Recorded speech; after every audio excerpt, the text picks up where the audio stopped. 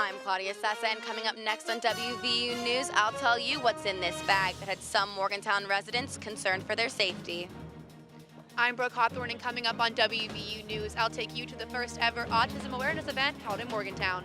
I'm Sheila Klein, and straight ahead, I'll tell you about a new school subject coming to all West Virginia schools. Our Emmy Award-winning WVU News starts now.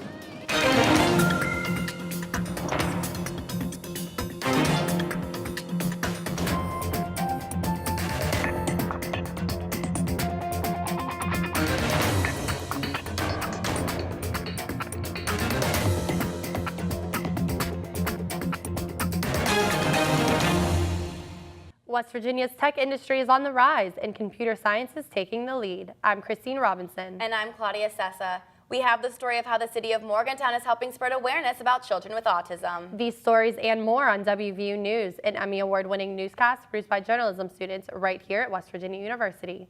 One of the oldest hate groups in the United States left its mark on the neighborhoods of Morgantown. Recently, there was a rash of Ku Klux Klan literature being distributed throughout the city. I spoke to Morgantown Police Chief Ed Preston to find out more. Recently, neighborhoods around Morgantown received Ku Klux Klan literature.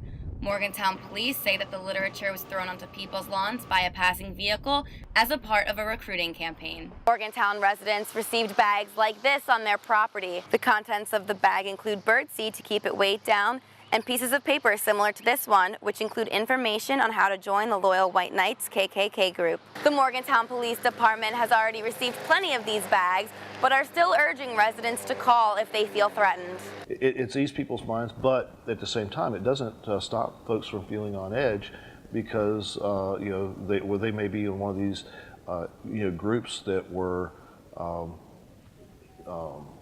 degraded or denigrated by by this organization. Some Morgantown residents were shocked by this turn of events.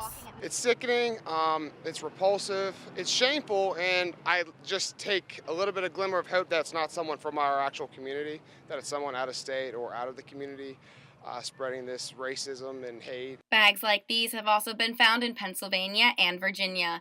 The white supremacist papers have been attributed to a KKK group from Reidsville, North Carolina. The propaganda is protected by the First Amendment, although the people delivering this message, if identified, could be charged with littering fines and trespassing. If you or someone you know in the Morgantown area has spotted the propaganda from the KKK, you can report it by calling the number at the bottom of your screen. West Virginia University is trying to move ahead of the curve to ensure transgender equality and fight discrimination against the transgender community. The community held a panel at the WVU College of Law on what it means to be in their shoes in Appalachia.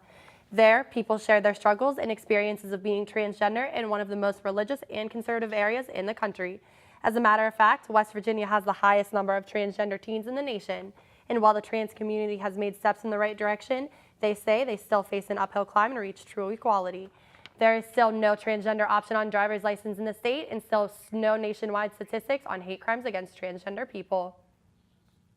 About 5% of children nationwide are affected by autism spectrum disorder. But what exactly does that mean? Morgantown hosted its very first Family Fun Night to raise awareness and educate the community. Brooke Hawthorne has the story. The event offered sensory-friendly activities for kids and information for parents. It also gave the community a chance to learn more about how the autism spectrum can mean a variety of things. A lot of people don't understand that it is a spectrum, because I've had so many people say, well, he doesn't look autistic. But there's no look, and it is a huge spectrum. It can be anything from a few little quirks with social anxiety to completely not functioning well in society at all. Autism spectrum disorder is a developmental disability that can cause social, communication, and behavior challenges. Approximately 1 in 59 children is diagnosed with an autism spectrum disorder. Events like this one are held to raise awareness and acceptance throughout the community. Well, at first it was more important to bring awareness, and now I think it's more important to bring acceptance, because I think most people are aware of what autism now is. I think we've done a good job of increasing the awareness, but acceptance is another thing. Parents say that having a child with autism can make everyday tasks that other parents may take for granted a challenge. As a parent, it can move you to tears. You can be having just a fine day, everything's fine, and then you see somebody be especially kind to your child, and I can just tear up suddenly just because it touches me so much. Doctors say early diagnosis is key to getting those with autism the resources they need to have a successful future. Brooke Hawthorne, WVU News, Morgantown. Boys are 4 times more likely to be diagnosed with autism than girls. If you would like to learn more about autism, visit the website at the bottom of your screen. While the city of Morgantown is trying to raise awareness, the West Virginia State Legislature is helping those trying to attend college. Carly Van Iver joins us from Social Square to tell us what this means for the future of higher education in the Mountain State. Carly? West Virginia has been ranked as one of the least educated states and has the highest student loan debt rate in the nation.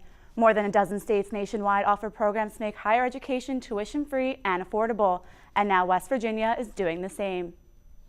West Virginia residents now have the opportunity to attend community and technical colleges for free. Governor Jim Justice signed Senate Bill 1 on March 25th, and many people are excited to see the positive impact it will have on the state. I think it's fantastic. I think it's a great way to not only for the people that will take the programs to help out with the community, but also for people within the state to also be able to help the state with providing revenue within itself instead of having outside sources come in and take all the jobs. But there are several requirements that need to be met in order to become eligible to receive the grants, like maintaining a 2.0 GPA, passing a drug test each semester, and completing at least 8 community service hours during your time of study. And while this bill is giving more West Virginians the chance to reach their career goals, it's also going to help transform our state's economy. Part of the requirement is that they must stay in the state for 2 years, and also part of it is that these are high-paying, high-stake positions. These are positions that West Virginia desperately needs. What it's going to do is propel our state into the next era, so to speak. If we can reinvest into West Virginia, then we'll be recognized as a national economic engine. The measure will officially go into effect on June 5th. To get more information or find out if you're eligible, you can visit the link at the bottom of your screen or call your local community college. With community colleges becoming more affordable, it gives more students the opportunity to be a part of one of the fastest growing job sectors in the state. Computer science and tech jobs are on the rise, and these opportunities are helping diversify West Virginia's economy. Shayla Klein joins us from Studio B to tell us more about this exploding industry. Shayla? Governor Jim Justice recently signed a bill requiring all schools in West Virginia to add computer science to the curriculum. This makes West Virginia the first state in the nation to require computer science classes before high school graduation. I spoke with the principal of North Elementary School to find out how this bill might affect schools locally and across the state. West Virginia has over 1,000 open computer science jobs right now, and the average computing job makes about $30,000 more than the average salary in the state. These stats are part of the reason that people predict this bill will attract tech companies to the state and drive up West Virginia's failing economy. The more literate our students can be with the computer sciences and the computer technologies, I think the better we will prepare them for the workforce of tomorrow. But this bill won't just help West Virginia's economy, it will also help to diversify the computer science industry. In 2017, only 15% of computer science graduates were female, but when women take a computer science class in high school, they are 10 times more likely to major in that field. It can be intimidating if I maybe don't know the answer to a problem and I feel like all of them do. So maybe asking questions in that sort of sense can be like, oh, I don't want to look stupid because I'm the only girl and I don't know this, but then you kind of realize that they don't know it either half the time. Computer science has a lower gender wage gap than other fields. And computer science major Nicole Peduzzi says for her, the work is self-fulfilling. I'm a huge problem solver in real life with just day-to-day tasks, so being able to solve problems using the software and using the computer and writing a code to fix something or solve something is pretty cool. Until this bill goes into effect, girls can join coding clubs, which are becoming popular among K-12 schools. These skills can give girls the confidence to go into male-dominated industries. The West Virginia Board of Education will come up with a specific policy for the computer science curriculum by the 2020-2021 school year. Now back to you at the Waterfront Studio. Thanks, Shayla. That should open a lot of opportunities for students. I agree. Coming up after the break, Chris Marzullo joins us in the studio to tell us about WVU football spring practice under new head coach Neil Brown. I'm Chris Marzullo, and coming up next to WVU News, I'll take you inside on one of the WVU football spring practices. We conquer mountains.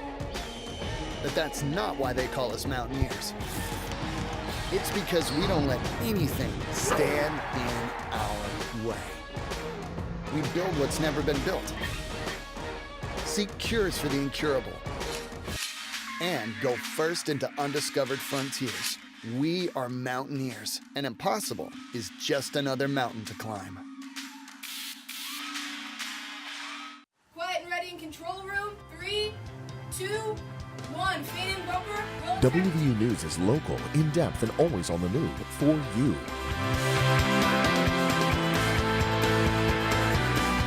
And it's always on YouTube, on the web, and on the Reed College of Media website.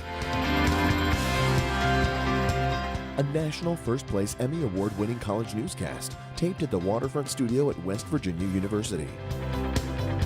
Stay in the know, stay connected, watch WVU News.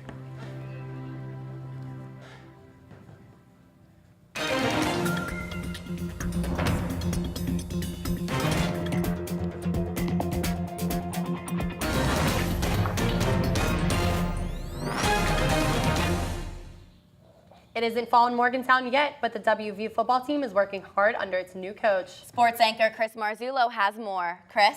Thanks, Claudia. Christine. After a disappointing end to the 2018 season, the Mountaineer football team has found new energy with head coach Neil Brown, as spring practice is in full swing at Mountaineer Field. With the quarterback battle raging on and other positions up for grabs, spring practice for the Mountaineers has been as tough as ever. Neil Brown is hoping to instill a new meaning to the phrase Mountaineer mentality. The most important aspect of offensive success starts with the offensive line. That's why Neil Brown brought in Matt Moore. After practice, Coach Moore discussed how he feels the guys up front have been looking. We just made some mistakes that we got to clear up. We got to continue to work on it and get our technique better, our pad level, just basic fundamental stuff. Moving on to the defensive side of the ball, the defensive backs, although they are inexperienced at the collegiate level, possess a talented group. As you can see here, every move they make gets broken down by the coaching staff in order to limit any wasted movement potentially resulting in a flag. Following the completion of another spring practice, right behind me on this stadium, I caught up with Coach Neil Brown to discuss more about how the spring is going for him, his staff, and the rest of the players. I would say the defense is a little further ahead than the offense. Some of that's because of experience, some of that's just because it's the way it works early in fall camp or early in spring ball.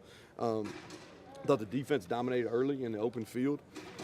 And really, the defensive line really controlled the early parts of the scrimmage. The wide receivers also got their reps in. A stressful offseason for this group after losing multiple seniors. But one wide receiver in particular, TJ Simmons, has been looked up to as a leader to bring his larger-than-life personality to practice every single day, as you can see right here.